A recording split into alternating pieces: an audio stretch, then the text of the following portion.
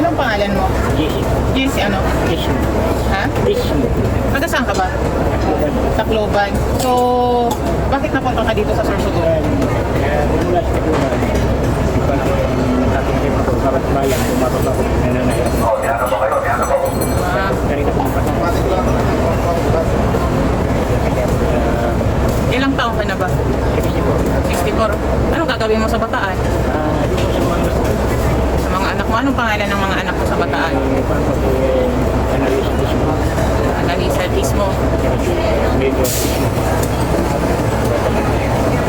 So, galing kang Tacloban, tapos bali cut siya, parang cutting trip na makasakay siya. Ngayon pumunta siya sa aming himpilan sa police station ng Sorsogon City Police Station para po humingi ng tulong na maka-libreng ride papunta ng Manila para makapunta daw siya sa kanyang mga anak sa Bataan. So, andito po tayo ngayon.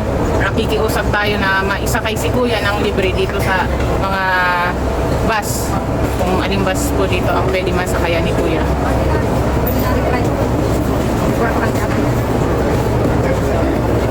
So, andito ang aking lima. Kahit saan pumunta. So, nakipag-usap na kami kung saan ko isasakay sa anong bus? Ordinary bus. So, puntahan natin ang may-ari nitong mid stop.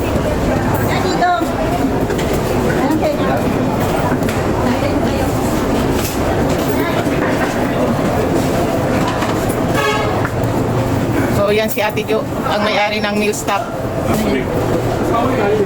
Yan ang hinihingian natin ng tulong kapag may mga lumalapit sa atin na gusto magpalibing sakay. Pero yung mga mahihirap talaga na wala silang kakayahan ng pamasahe, hindi yung basta-basta lang tutulong na mayroon naman palang pamasahe.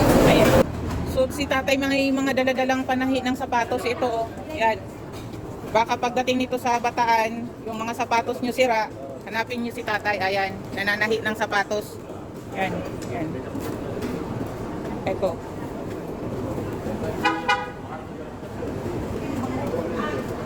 So, ito na po si Kuya, sakay na ng 5838 Ilabil. Hello Kuya. Hello. Salamat sa pagpasakay kay tatay ah. Asa ba sa tayo? Ando na. Ito si Manong driver, ingat po kayo. Kasi ikaw? Oo, wala pang nag-iingat sa akin. Ingatin mo Bye-bye. ikaw. Mag-ingat ka din. Thank you. Salamat Kuya.